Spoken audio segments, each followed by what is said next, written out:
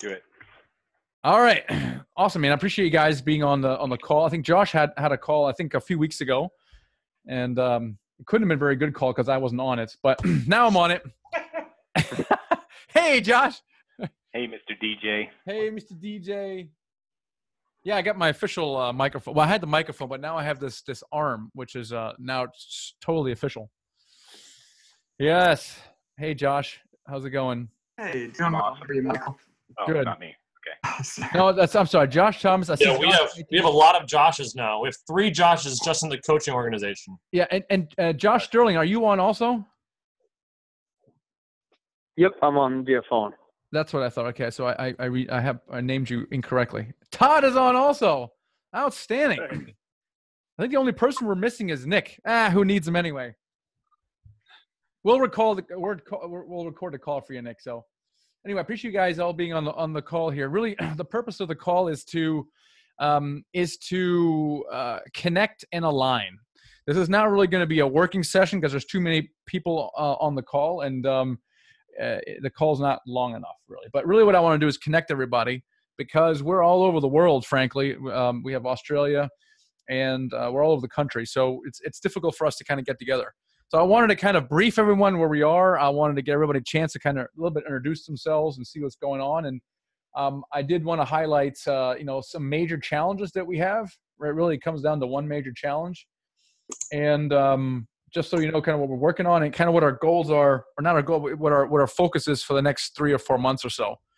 I think I found it very useful. I'm rereading Scaling Up by Vern Harnish. It's a great book. It really talks about how does a company scale. And at the moment, we're kind of in this high growth phase, which is very exciting, but also very chaotic at the same time. And it's very important to align everybody. There's so many things that we could be doing, and a lot of times it's a matter of focusing on things. You can't focus on 10 different priorities. So connecting and aligning and kind of introducing everybody on the one. So that's kind of the purpose of today's call here. And so let me just give you an update. I have found recently that really what it's all about is the mission. And the mission really is this: financial freedom with real estate investing. Okay, that essentially is the mission. This is what gets me up in the morning every day, and I think this is what attracted a lot of you guys to it as well, really about the mission. And then sometimes we get confused about the mission because we get caught up in operational details, in minutia, and things that are frankly not as important. Though they are important, it really comes down to the mission. I was at a board meeting. I'm part of this Uganda mission, and we have these board meetings twice a year in Kentucky, middle of nowhere, Kentucky. And I found myself during the board meeting in the same way. We kind of got into arguments. We're arguing about things that really didn't matter as much. And I came to the realization that the reason we were all there is the mission, which was transforming people in Uganda that really otherwise can't transform themselves. And it reminded me of what we're doing here. It really is the mission. And the reason this is important is because the complexity literally has gone up tenfold in the last 4 months. And it's really brought on by, by our ability to get the message out to more people and bring more people in. We have more customers buying products. The customer service is going up. We have more people joining coaching. These are all great, what I call white collar problems. Okay. It's not much to complain about, but what it does is it changes the business considerably over the last 4 or 5 months, certainly a lot more than the last 2 years. It's just a different animal. And I can't behave. I can't do things the way I've always done. And I have to constantly adapt the business. And this is why sometimes we have disagreements and things of that nature, which I'll talk about later on. So, but the thing that we can't argue over is the mission, which is to help people become financially free with real estate. In this particular case, there's many other ways to do it, I suppose, but real estate, daggone it, is a really good way of doing it. And the best way to do it is with apartment buildings. And that's kind of what gets me excited as well. So I want to talk a lot about the mission throughout this call. The other thing we want to start doing is we're going to start tracking things a lot more. So this is not just kind of something we do. We're bootstrapping this thing and, we're making great money and, we're helping people, which is great. But it's now evolved into more of, running a business and being more intentional with what we do. And so the book Scaling Up by Vern Harnish is a great example. If you want to read that book, it's a little bit of a boring and tedious read. It's kind of long too, but it kind of gives you an idea of kind of what I'm thinking about, how we track things, the importance of the mission and why we do things, the importance of strategic planning, the importance of meeting rhythms, of meeting on set schedules repeatedly, but making those meetings very efficient. So I hate meetings for the sake of meeting, but to get a good feel for that, that's a great book for you to read. But what I've already asked a lot of you guys to do is to come up with meaningful metrics that we can track on a week-to-week basis. How do we know we're doing a good job? Well, the first time is we want to establish a baseline of things that we want to track and saying, hey, here's what we've been doing. We haven't really been trying, but tracking those things and then trying incrementally to improve those under the guise of excellence, right? I mean, everyone on this call, really, you're on this call because you're rock stars. Otherwise, I wouldn't have asked you to join and you wouldn't still be here, okay? You guys are all rock stars at whatever you're doing. And one of the traits of rock stars is that you always want to get better at yourself. So you're constantly learning, you're constantly improving. You always want to get better at what you're doing. And that's kind of the value that I want to drive in this company. I do this. I'm reading constantly. I'm trying to get better. But in order to get better, you need to track things. And you're not really competing against the next guy. You're constantly competing against yourself, not because you're getting better. So this is kind of a culture I want to instill. In order to do that, we want to track stuff. So Nick, who couldn't be on the call, for example, he's tracking a lot of stuff that he's doing. He's tracking, for example, the goal there is for every dollar we spend on Facebook, we want to get at least a 2x, if not better, return on that. Well, you got to track these things, right? If, for example, it's a great way to track is our Dealmaker Live. How many tickets have we sold? Well, we're not exactly sure yet. We're working on this, right? So we think we have about 195 attendees coming, but ISIS is working on this exact number as we speak. And, so we're not exactly sure, right? We're not exactly sure how we're impacting our coaching students exactly. So we're going to change that, right? We're going to try to figure out if we can track the actual impact that we're doing. Now, one of the things that I've been doing secretly is I've been tracking our first deals, our students that have done deals. And I've been tracking this kind of every time someone sends me an email or something. Hey, I really love your podcast. I just closed on my first 16-unit deal. I said, this is great. I sent him an email and I put him in the sheet. And I've been doing this since the beginning of time, since 2016. And I have not done a damn thing with a spreadsheet. I don't talk about it. We don't post it. And it's a huge mistake because the mission is this. The mission is to help people do their first deal. Because we know if we can help people do their first deal, the second and third will follow in rapid, almost automatic succession, which is the law of the first deal, right? So if I can get someone to do a first deal, the second and third will follow, and they will become financially free. So I don't actually have to, while it's good to track that, really what I need to do is track the first deal. So the mission really is the first deal. So we need to talk about this more. We need to celebrate this more. We need to track everything related to this a lot more. So if you look at the summary here right now, you can see under all deals, the beginning of time, this is a staggering number. We've done, and these are people who are influenced by something in a meaningful way that they've said, hey, you are a meaningful influencer in my ability to do this deal. I could be as simple as listening to all my podcasts, which means they've spent absolutely no money at all. In fact, our own Drew Niffin, who's now, essentially helping co-run Nighthawk, spent a whole total of $129 on me. You cheap bastard, right? 97. I'm sorry, it's 97. You got a deal on it, right? You got a deal. Yeah. So it's not so much on money spent, but it's in some way we've impacted them, or someone that reads this book all of a sudden goes out and does their first deal. And I want to know about that. And it's been more reactive than anything else, but I bet you there's more. But check this out. We have 48 deals totaling almost 2,300 units. That's 42 unique students, estimated market value of $84 million. That's amazing. So of all these students, some of these guys are now starting to do 2 and 3 deals. And some of them, like Jeremy Lemire, one of our coaching students, he's about a couple months away from quitting his job, right? So more and more people that have done these first deals, if we were to track them, which we sort of kind of don't, we might actually find more of them. So we need to track this more maniacally. We need to publicize this a lot more maniacally. But this is the mission, guys, right here, okay? So Vern Harnish in his book, he has something called, you got to set your big, hairy, audacious goal. It was coined by Jim Collins. from I think Good to Great. Josh Thomas would know. It's called BHAG. What is our big, hairy, audacious goal? And it's got to be something that maybe we can get to if we're lucky in 10 years. So I kind of boiled it down to, a great number is 1,000 first deals, right? That seems like a great number. And right now we're at 48. And we've been at us for, about 3 years. So we got a little ways to go. But, man, wouldn't that be great if we had 1,000 first deals? And of those 1,000, who knows?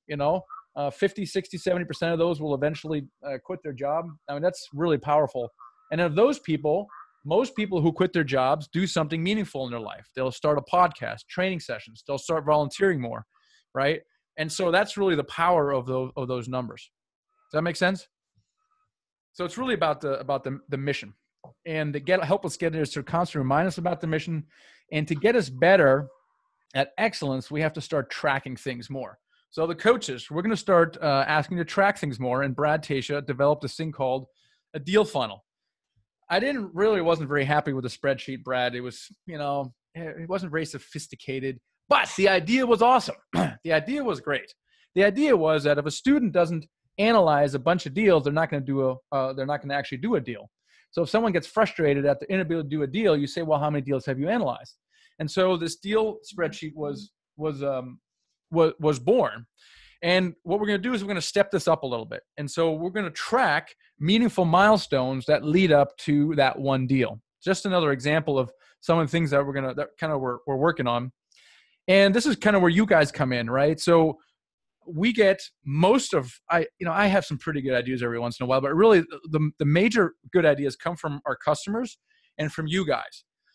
Now, because there's more of you guys, it's much more difficult to sometimes build a consensus. And so we've had some, shall we say, disagreements and some grumblings and certain things. And what I've found is that sometimes we really have to develop, we have to really explore a particular topic, which sometimes requires time, right? So sometimes, I'm a consensus builder. It's kind of my personality type. And I try to build a consensus, but really, and I avoid confrontation a lot because I'm a facilitator. So confrontation for me is bad. Everybody should just get along. Okay, but sometimes you need confrontation because you need good discussion to really bring forth the ideas. And that's what we need to do more of. And sometimes we have, 60 minutes for a call, but sometimes to get that discussion out requires more than that. And I need to be more sensitive to that and encourage more discussion. It may take longer than the allocated time, in which case we probably should schedule more time. So as this company grows, we need a lot more communication, just in general. But it's very important that we are on the same page at the end of the day. So once the shit hits the fan and we're all at each other's throats and, whatever, we got to bring everybody back together and get everybody on the same page because if I let this process play out, which I must, this is a good criticism from some of you guys, once that process plays out, it's very difficult for me to build consensus across 20 different people, like literally impossible. And my tendency, as Josh Thomas sometimes pointed out, is to do exactly that, which means you never get anything done. So we can't have that either. At the end of the day, I have to make a call. Whoever is in charge, someone has to make a call, and not maybe everybody will agree with that. And I need you all to be on the same page after this process plays out, right? We can't have people not be on the same page, go away, and be disgruntled afterwards. So at the end of the day, we need everybody on the same page. And if after considerable effort we can't get someone on the same page, that's a problem, okay, just in general. So I just wanted to say that, especially as we grow and things change rapidly every single week right now, I think communication and being on the same page is very, very important. So with that, I'd like to introduce. The major challenge we have right now, as you can tell, is growth. It's a major problem, and if I don't pay attention to it, if you don't pay attention to it, it could kill us. So I'm really focused on putting things in place that allow us to grow. And I'm a high growth guy. I love it. When things start slowing down, I start getting bored. So I'm right now I'm in my environment, but there's a lot of new things going on. There's a lot of new people on board. A lot of people who have been asked to either completely new or being asked to work in expanded capacities. So with that said, I do want to now kind of turn over to you guys and kind of I want to introduce some of our newer members and then kind of hear from each of you guys. So start thinking about good news stories and major challenges that you have, right? So again, we're not going to do a lot of talking, drilling down on it, but it'd be great if you could share, think about something that a success. It could be something that you did or done through a customer, or something that you're doing, or something in your personal life, something that was really fantastic. And then maybe something that you're challenged by, or something that you're currently dealing with, either on the project you're working on or your personal life. So I did want to introduce some of our newer team members.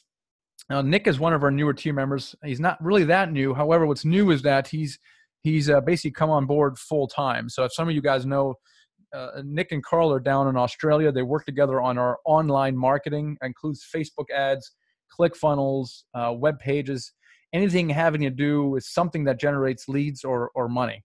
And so he's now come on board full time. He started off as a consultant and had various different clients. So that's kind of new. The next person that's kind of new is Josh. And Josh is also not so Josh Thomas. We have like 3 Joshes on the call. It's like ridiculous. Yeah. What's wrong? What's wrong, John? Oh, you're on mute. Anyway, I was going to say, Josh came on. Just Josh T. Oh, Josh T. Yeah. So Josh came on as a consultant to do a very specific thing. And he has now also come on full time as well.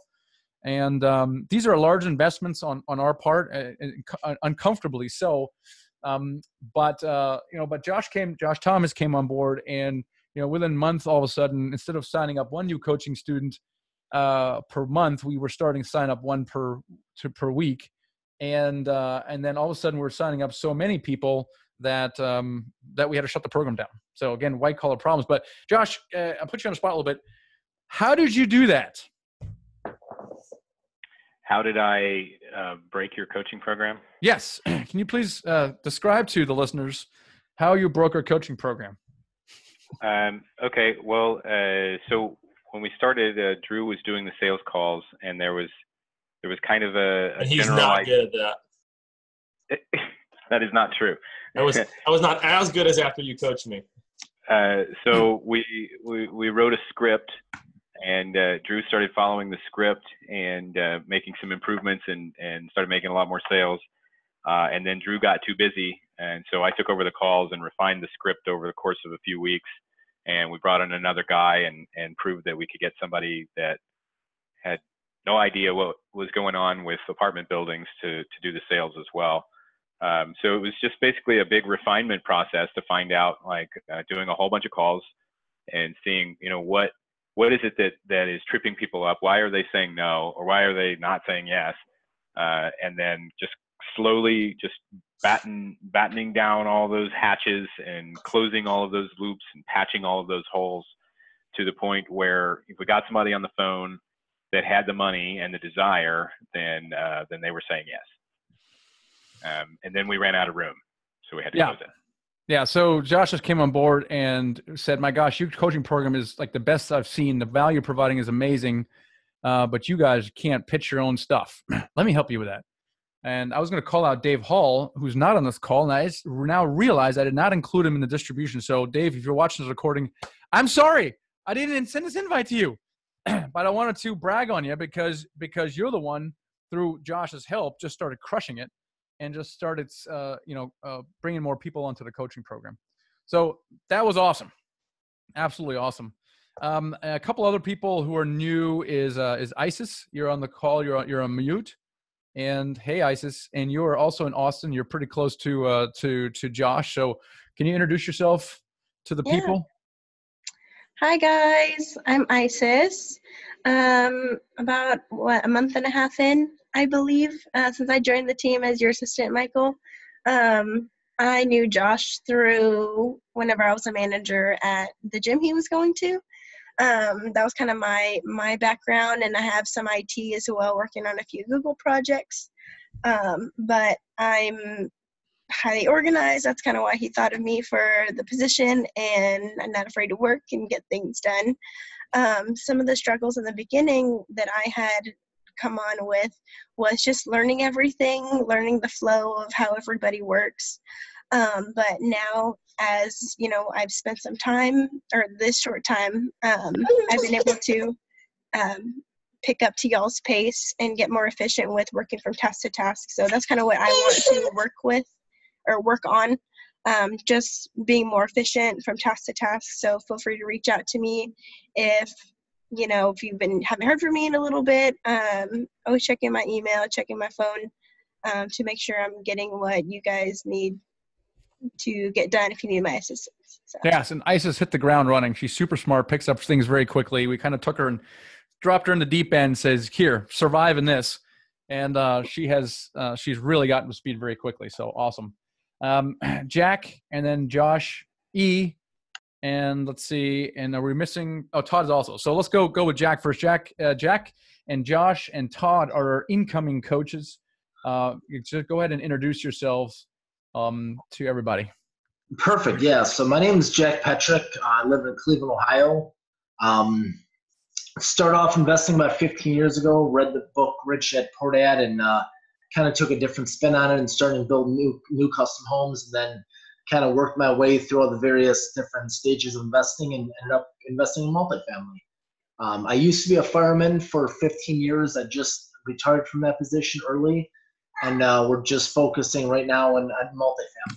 I just bought a full-time acquisitions position on board. She's been with us for about 3 days, and we're just really cranking up the numbers and the frequency that we'll reach out to brokers and buyers and just tracking down LLCs and trying to find as many off-market deals as we can. It's awesome. Fantastic. Josh E. Hi, everyone. Josh Eidengon. I am in Long Island, New York. I guess I've known Michael probably for like 5 years now, but never really overlapped too much. My background, I worked for actually a company that was a coaching company turned just real estate investment company maybe a handful of years ago, where I shifted from a client services person over to an acquisitions guy there. But while there, I've been able to do and syndicate my own deal or two a year. And about a year ago, I left that company under JAE, and I've been doing that full time. So I've done about 10 deals, all multifamily, mostly Midwest and the Southeast. Yeah, just like Jack, Josh is full-time investor and wanted to share in the mission to help other people. So Josh, it's great to have you on board, man. It's awesome. Thank you. I'm excited to be here.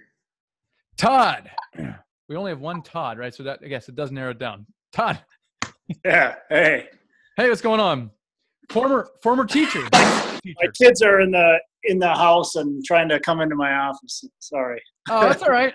That's all right. You can bring them on the call, see what Dad. Yeah. All right. What do you want to know? Just a brief introduction so people know who you are. I told you you're a former high school teacher. I was, yeah. That was a long time ago. I've been doing now flips and multifamily and all kinds of stuff. So right now, multifamily syndication. My kids are freaking out because there's a monster buck like 15 yards from our house. And you want to shoot it? They want me to shoot it. Yeah. He's right there. Show me. So can we see him? Let me see if I can do this here. Flip the camera around. Can you see him back there? He's I don't know if you can see the crow. Let me see if I can flip this thing around. I couldn't see it. I'm trying to see if I can flip it. I don't know how to flip it on here though. That's all right. All right. Yeah. Yeah. If you got to run and shoot something, that's all right. But yeah, so now I'm multifamily syndication, podcasting, and coaching. Yes, and now coaching. Yeah. Yep. That's awesome. It's great to have you, man. Again, another full-time investor. It's fantastic. Yep. That's awesome. Awesome. Yeah, man. Drew Niffin, for people who don't know who Drew Niffin is, he's been with me for a while. I think you were my first or second coach. I can't remember. Basically, Brad and I came on together. Brad and I came together. We met at Houston and in person. Yep. Yeah, that was back in, I think, April of 16. So, yeah, I've been a coach about a year and a half. Was a real estate investor, started out single-family homes, and then I bought the SDA for $97 and bought a 32-unit. And I wrote an email to Michael and I'm like, hey, that tool's really cool. And then it just kind of grew from there. So I've been coaching for maybe 18 months. And then more recently, I've been shifting more of my time onto being on the Nighthawk equity investing side. And that is probably 80% of my time at this point. Yep. Yep, exactly. And on that note, we're experiencing growth issues on the Nighthawk as well, and essentially around ability to raise money. We're doing such a great job with the Deal Desk program, which is great, but we're getting so many daggone deals that we're having trouble raising all the money for it. And I think this could create an opportunity, right, for all you guys, all the coaches. I think there's going to be an opportunity longer term for having more people on the deal desk as we scale this, but we also certainly need help with raising money. And every time we have a money raiser in the mix, we make them part of the general partnership. So we have to get better at raising money. So the main issue on the Nighthawk side is two things. One is ability to raise money, and the second one is asset management, basically being able to manage all these things. And the mission is a little different of the two. And I'm trying to wrap my head around the Nighthawk mission, Drew, because Nighthawk is a separate company. But as Josh E, as Chris, as your former employee noticed, they're very synergistic. They're very synergistic because the educational spins out deals and money. Okay, and it kind of feeds the transactional side, but the challenges of the transactional side are totally different than the educational side, right? They're different. I have to raise money, so I'm now engaging investors, and I have to be able to manage all the stuff that we're buying. So the challenges are quite a bit different. But I have to solve those challenges because without that, it's a major way that we can help, that we can perform the mission of the mothership, which is the first deal, right? Without the deal desk, I've cut off one of the legs, and with the deal desk, I've now given people another way to do deals. So if they find a deal, we partner with them. If they find money, we also partner with them. So it gives them two avenues that they didn't have before. In other words, we have to solve this problem, but the messaging and the positioning is quite a bit different. So for example, we need to be able to speak to the passive investor better. We need to be able to speak to the money raisers better, and we don't do that right now. We're not producing content. We're not producing podcasts. We're not producing videos that speak to that person. That person's goal, though, is exactly the same as the syndicator's goal. The passive investor's goal is to quit working their job. Maybe they're a partner. There's an attorney in a partnership, and they don't see themselves working their asses off for the rest of their lives, but they have no time but a lot of money. So their goal is exactly the same as the guy finding a deal or the person raising the money. But we have to address them differently. We're under addressing those people. So the mission has to be expanded to include Nighthawk. I'm not exactly clear on that yet. The way to deliver that mechanism, though, is different, and we have to figure out how to do that. Anyway, so that's Nighthawk. While different, is very much related. So Drew is working on that, and I'm about to announce that Drew will become the president of Nighthawk. So he's our first officer that we're appointing, kind of as a formalization of his role. So yeah, that's awesome. So that's Nighthawk. Yeah, awesome. Josh Sterling, Josh S. And we'll get to Brad. All right, I'm on. Yes, you are. What's the question? The question is, go ahead, introduce yourself a little bit to everyone on the call. Okay, Josh Sterling. I am a multifamily investor by accident, I would say. Started with single family, and that started from a career that was pretty terrible in the airline. Manage about 550 units right now. About 360 are our own, and then the rest are third-party management. And we run a company called Epic Property Management on the side. So big advocate of strong management and good systems and whatnot. I've also read all the Vern Harnish stuff, and I'm kind of now on to the Gino Wickman EOS stuff, Michael, for you. Josh, did we lose you? Nope, I'm still here. Anything else you need? Yeah, no, that's great. So Josh was a funny guy because he flew his private plane to our last event. And then we signed up a coaching student, and he flew him back to Detroit. So this coaching student got a private charter back home. And he's also already closed the deal, by the way. Oh, shoot. I didn't know that. Did I? Oh, yes, David. That's right. Yeah. David Camara. Yes. Yes. And on that note, it's one of those examples where we got to figure out how to publicly recognize not only the coach, but also the student when they achieve certain milestones. So we'll take that offline, but it's another example where we need to highlight successes that leads people, or that's part of our mission. So I got to talk to you about that. And I had a conversation with Brad Tasha about that earlier, about how we can better shine a light on successes, both on both on the coach, but also on the student. So well done, man. Cool. That's what it's all about, dude. How does that feel to you when one of your students does a deal? Oh, it's great. It was really awesome. It was really exciting working with him to get through that. Yeah, that's fantastic. Nice job. Going down the list here, we got Stephanie. Stephanie San Diego. She's been with me for a long time, and she's now essentially running all of customer support. And we had a call last week about, again, similar. What can we do better? And I think the customer support was kind of like an afterthought to me. And I reflected on this, and I was like, well, it can't be an afterthought, because we've built this reputation. One of the reasons that Josh Thomas said that we're signing up so many people is because we have a really good reputation in the marketplace. And part of that is and should be customer service, right? What is it once someone buys something from us?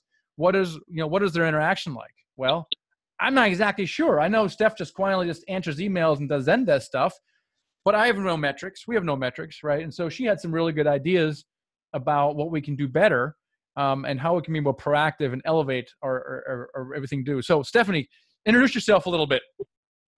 Yeah. So going off of what Michael said, some of I've been running his customer service for I think it's been 5 years, Michael. We started off doing some other things, and then got into the multifamily with Michael. Actually, Michael, I've been with you since Z Pizza Days, so just throwing that out there. Gosh, the restaurant days. Yes. That's not a sore spot for me. Thank you for mentioning that. Yes, that's been a while. Yeah. So we've been together a while. No, and like I was talking with Michael last week, and some of like what Michael was saying, think of those challenges, think of some of the successes. And I think the successes have been being able to see this business grow, like, threefold, twofold, fourfold, complete, like 100%.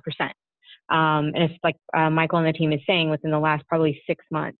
But then the challenge is being able to support all that and being proactive and making sure people have what they need, and not just making them come to us for every little thing, and just, upping our ante a little bit on kind of the service that we do offer. So those are my challenges and kind of the successes that I've seen thus far. And like I said, I run the customer service side. Yep. That's awesome. Thank you. And Stephanie is in San Diego. Carl gets the prize for having the longest travel time because he's in Australia. Okay, Carl, say hi to people. Hey guys. I'm in Queensland, which is basically on the east coast of Australia, closer to the tropics. So we get pretty much warm weather all year round. So t-shirt and shorts. Nick is about probably about 45 minutes south of me. I've been with Michael pretty much nearly a year now, coming up to close to that. We actually met through a mutual friend who we're on several big projects with. We did 2 major docu-series launches, all about health.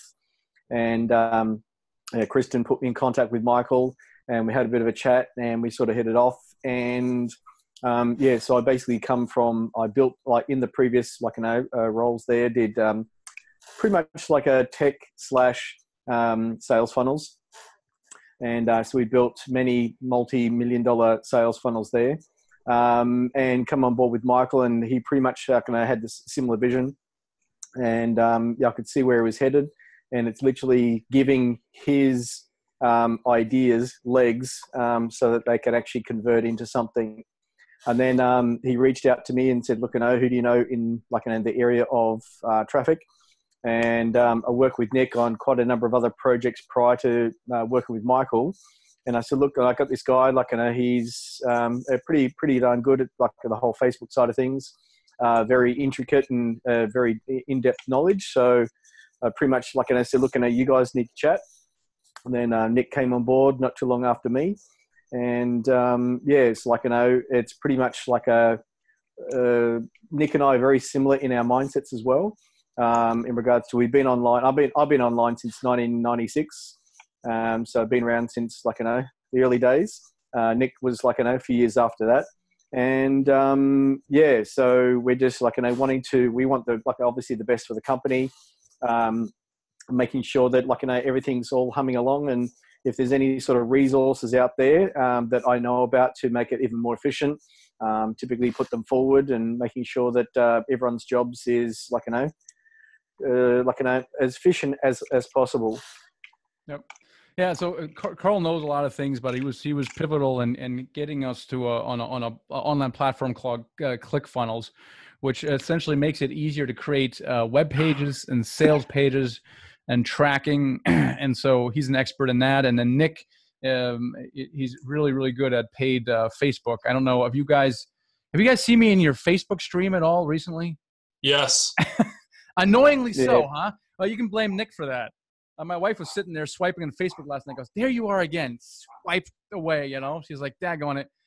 So yeah. So Nick has retargeted you, which means that if you touch anything on our webpage or anything that's connected to a webpage, Nick will pixel you and pursue you until you buy something. Yeah, that's the only way to make it go away. No, then you get some other messages. Yeah, so that's not going to solve the problem. Anyway, so I think what we're trying to do here is we're trying to get the message out, right? So we have the podcast and we have the book, we have a YouTube channel, we have a free ebook, we have paid Facebook advertising, and I'm not really a natural sales guy. For a lot of you guys that know me, I'm more of a natural teacher, and I've been a bit uncomfortable with the whole selling thing. But the way I looked at it like this: if I, and I say I in a plural, if we don't get better at selling better, it's difficult to help a person. If I can't convince someone to part with money and invest themselves, what I can do is going to be limited to that person. So the way I've convinced myself I need to get better at selling, if I want to help people, I need to get better at selling. And what I've observed is early on when I was just doing teaching webinars, I would teach, and then no one would buy. It was like crickets. I'm like, damn, I did all this value and no one bought. What is going on here? And I've learned since then that selling and teaching are not the same thing. So we've had to adjust our approach. And then there's a different style of selling, and everybody develops their own style. I remember when I was in Dubai in March, there was a lot of people who sold from the stage. And man, I mean, I can't believe, buy this now and you'll get this free pen or this iPad, right? It's like, if you don't do it now, there's only 5 of these available when it's like an online course. It was like complete horse manure. And I was like, oh, I always felt like throwing up when I listened to these guys pitch from the stage. Definitely not my style. And so you have to develop your style. And there's different tactics you can use. But bottom line is this: we have a good mission. I think we have a good mission. We have a good product and a good offer. And now it's just a matter of getting the word out. Really, is really what it is. And so the guys in Australia are getting the word out through online means and converting those to sales. And then Josh Thomas is kind of, I guess, helping us with anything related to. Josh has got this unbelievable knack for selling. Like, he'll just come up with these scripts and these strategies and these offers. We're like, oh my gosh, that's amazing. And people got to go, yes, I can say yes to that. So he's completely just refined the strategy around the product is the same, the coaching is, but he's getting better at helping people say either no quickly or yes more quickly, right? Versus going, oh, I'm not sure, let me get back to you. Getting someone to the decision point. And so Josh is really, really good at that. So he's going to be leading the Dealmaker Live November 2nd through 4th. He's going to have a special dinner that's optional. It's going to be a fancy dinner, and he's going to invite people to join our coaching program there. So let's see. Now, a few people, I think some guys introduced themselves, and I want to see if there's any special, anything that happened recently that was a success or a bright point in your life or what you're working on right now, and then maybe something that's more of a challenge. So think about that for a second. And I'm just going to go down the list again. Stephanie already talked about that. But everybody else, I think we're going to do one more pass, and then we'll close up the meeting here. Drew, you're at the top of the list. So recent success story, and then maybe something that you think is maybe the top challenge, either in your life or in the of what you're doing right now. Well, so one success. So we're raising money right now on a deal in Alabama. And our first go around on trying to do a webinar, it was really quiet. We got very little feedback. It was sort of surprising. It was like a slap in the face to Michael and me with regard to the meek level of interest on it. Yeah. And so we did some kind of surveying of why some of our investors didn't circle back around. and we did webinar 2.0. And really the feedback was that there was concerns about property management based on the size of the property. It's 40 units. And so we tried to address that square on, and we've gotten a lot more traction on that one. It's still not in the bag, but I think we sort of see the light at the end of the tunnel. So that's been, you could call it a success, also sort of a challenge, but it's been a aha moment with regard to, it's sort of like the opposite of Goldilocks. It's like, it's too big for the small PMs, and it's too, I get this right, it's too large for the small PMs, and it's too small for the big PMs. So it's a challenge, and I think it's kind of refining the way we think about assets within the group. So I'll call it a success, because we're basically going to get there. I call that a challenge, by the way. I on the Nighthawk side, that's in my mind the biggest challenge we have on the Nighthawk side. Yeah, and it should have been a slam dunk, right? Because it's a good deal. We like it. I'm really excited about the deal. No, exactly right. But how quickly or how painful it has been to raise money for a relatively small deal was definitely a wake up call for me. Yeah, and I think another. So I'll just add one more challenge. Challenge right now, I think, like in my life and in the hours I spend in front of a computer, is getting out time to work on the important things and not just responding to the urgent things. I feel like I just get like pinged with urgent things that always need my attention, and I'm just almost kind of just like playing ping pong with these things all day long, and got to carve out time to sort of really kind of do mission critical stuff, even though they don't need to be done in the next 30 minutes. So that's something that's a bigger picture issue for me, both within the sort of the Michael Blanc universe and also outside of it. Yep, that's great. That's great. Hey, Josh Sterling, what's going on in your life? So for successes, I kind of just mentioned that last student closing that deal, David Carmona, that was in the last couple of weeks. And then in the same sense, frustrations. I've had two students now back out of were probably at least fairly strong deals, or at least should have gotten to due diligence, and both backed out, in my opinion, over basically getting cold feet. So equally frustrating on those. And a quick comment on the mid-sized deals there that you guys are talking about, Michael, because that's something that I kind of pride ourselves on being successful in. We found a ton of opportunity in those, say, 25 to 90 unit deals that won't support on-site management, and it's very specific the management strategy we use to take those down. And I think that's what provides the opportunity there, because there's so much opportunity in those mid-sized deals that are below a lot of people's radar. So hopefully you guys are on the way to being successful with that one. Yeah, I mean, in general, the Nighthawk a deal desk does not really address the mid-size stuff. So 40 is actually really very much on the small side. And in general, it would be great for us to somehow, not on this call, but just to close that gap somehow. If we could support people that do, sub 75, where we can't raise the money for that. Josh Thomas and I and Drew have been talking about that.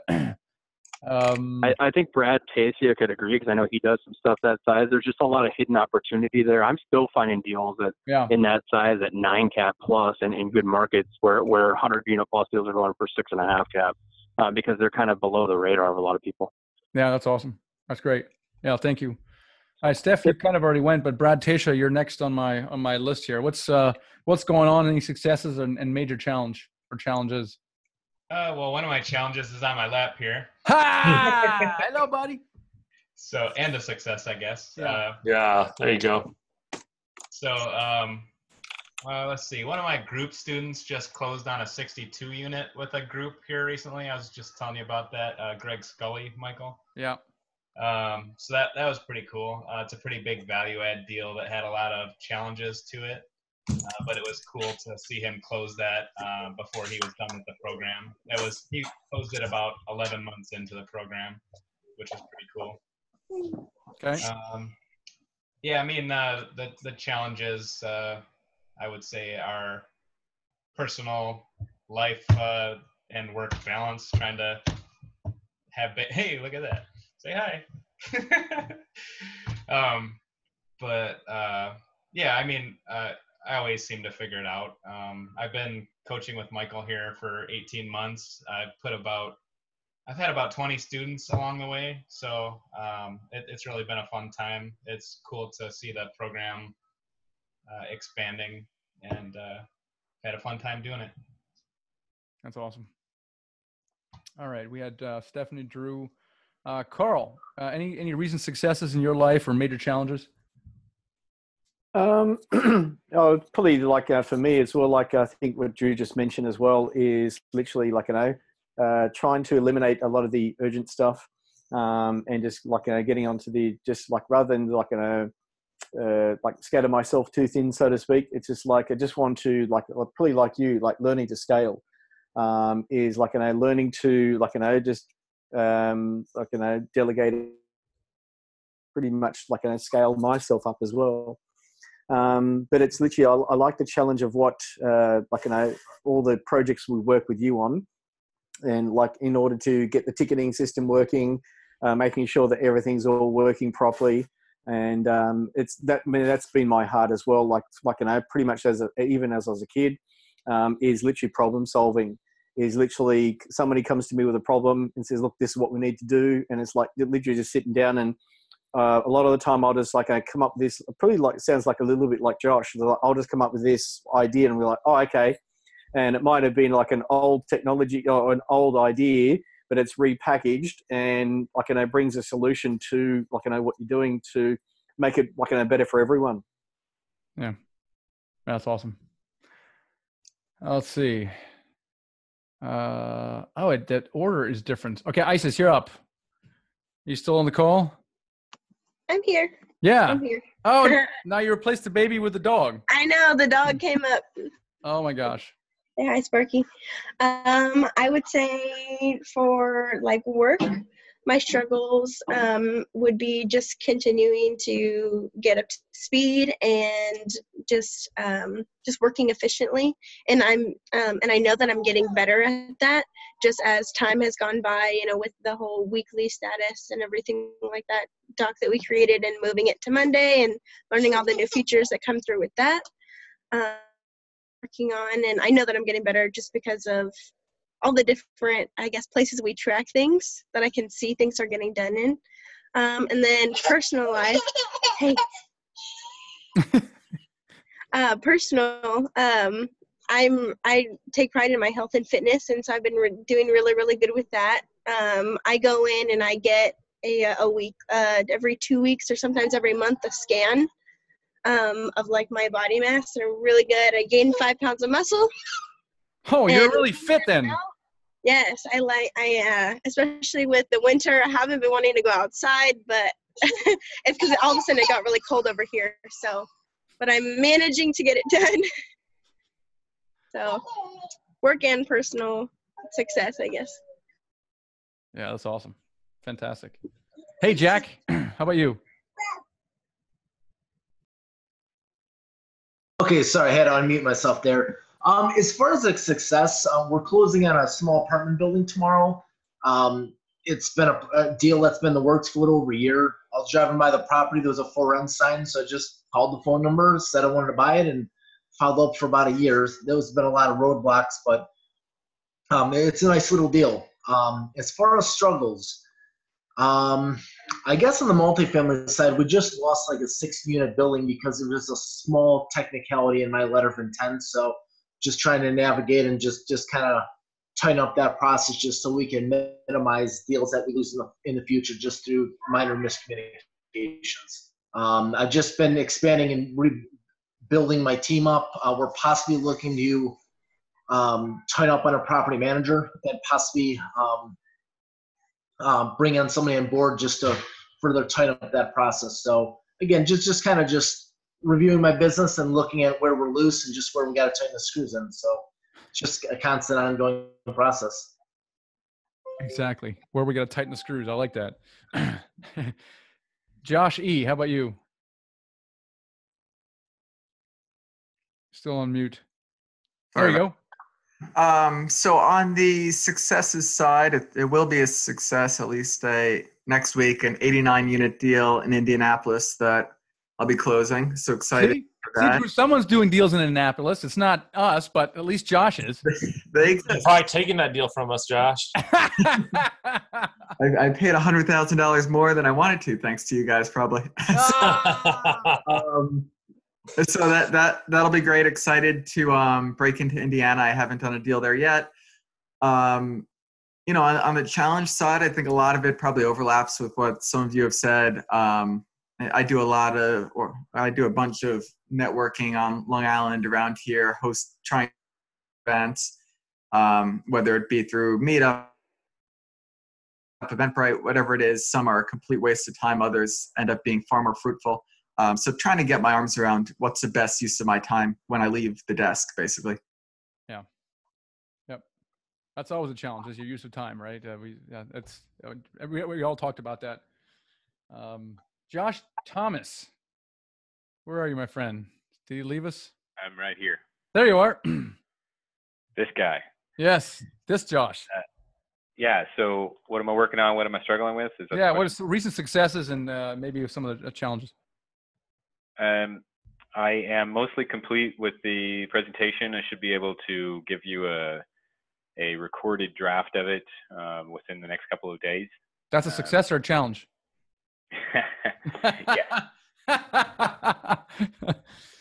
Yes.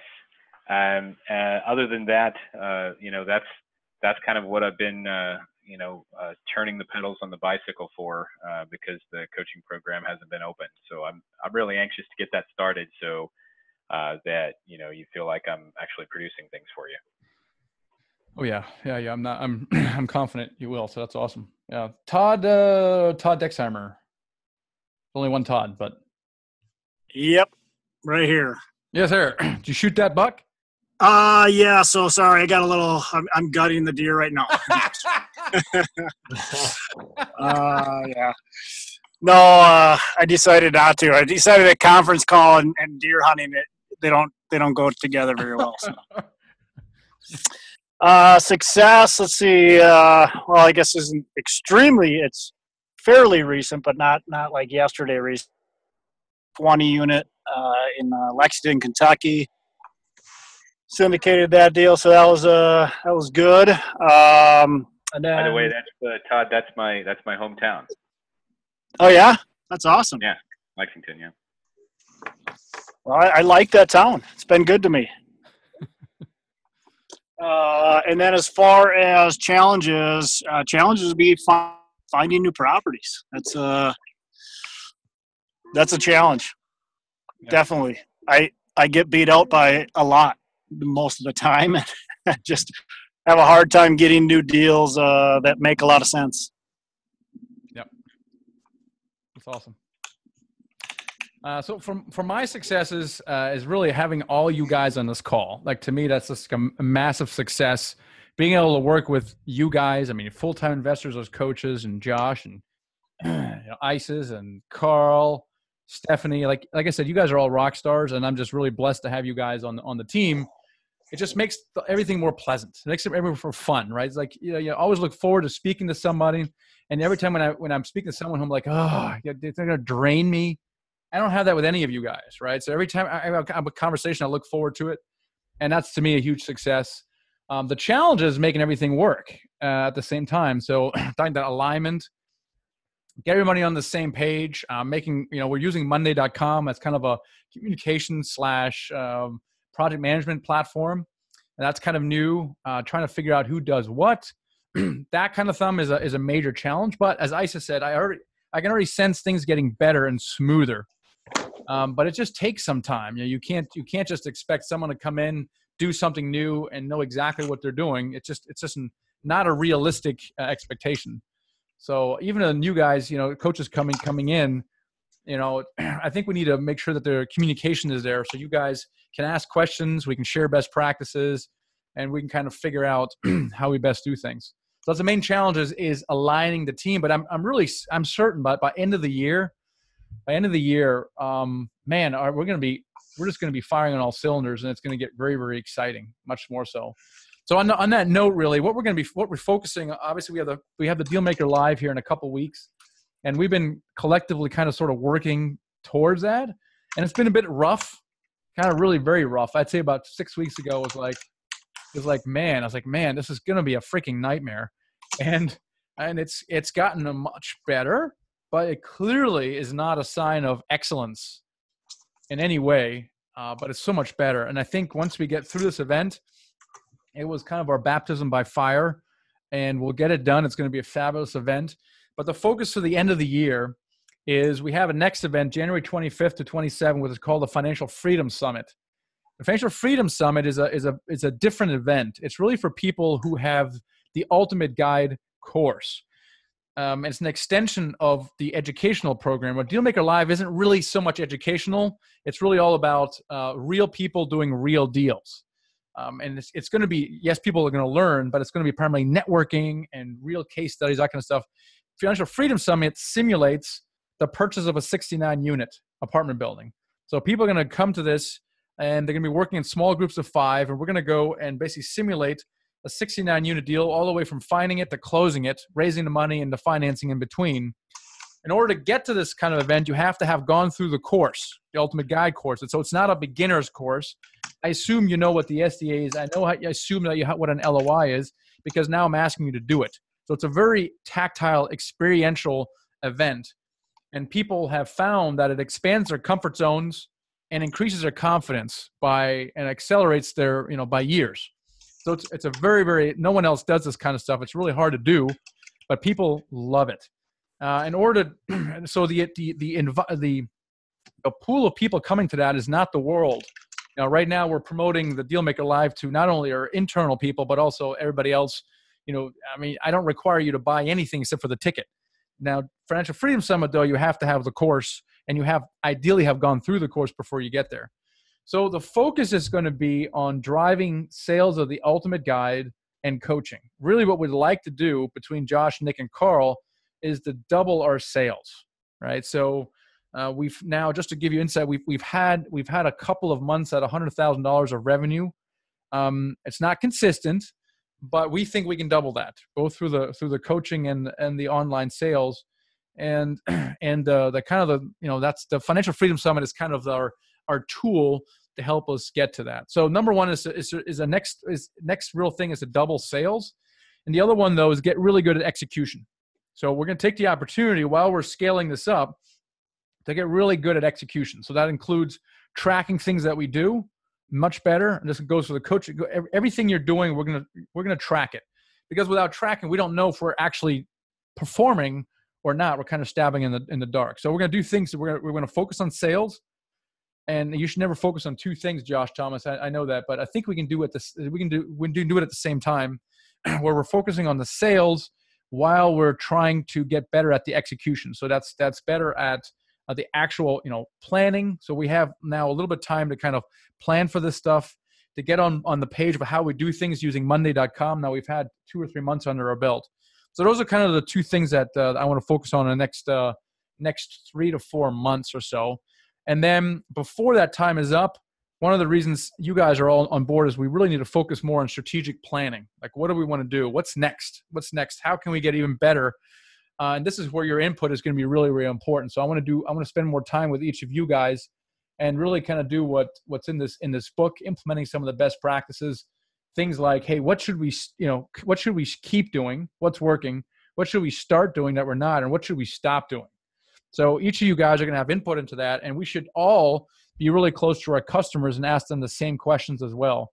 So really the business only gets better if we pay attention to both all you guys on the team and our customers, because at the end of the day, we're serving them. So that's all I got. It is now exactly 6 Eastern. 60 minutes has transpired. And I appreciate you guys all being on the call. It's great. So what I'm going to do is I'm going to probably do this on a monthly basis. The format probably we'll revise the format a little bit, but I really want to connect everyone because sometimes we're sitting there, at our desk or whatever else, and it's kind of a lonely sport. We're all over all the world. It's not like you can come into office and get energized. So I think something like this is, for me at least, is something that we can connect everybody and make us feel like we're part of a whole. And again, we want to get on the same page with the mission, and then celebrate every time we help someone accomplish our mission. Man, we got to ring the bell. So we got to get better at recognizing when we've done that, both internally, but also when we help someone, achieve that goal, we need to recognize that person as well. So again, appreciate you guys being on board. Really honored and blessed that you guys are here. So that's it really, guys. I appreciate it. Thank you so much. And I'll see you on Monday. I'll see you on Slack, see you on email, and then we'll reconvene here in probably about a month. So I'll try to schedule that in advance to try to get as many of you guys on board. It's a bit of a challenge because Australia is 14 hours ahead of Eastern. So, 5 o'clock Eastern was 7 a.m. Australia time. And I know it's a challenge. Wish you guys would catch up. So wish you guys would catch up. Yep. Awesome. All right, guys. Appreciate it. Thank you so much. Talk to you later. Thanks, Michael. See ya. Yeah. Thanks.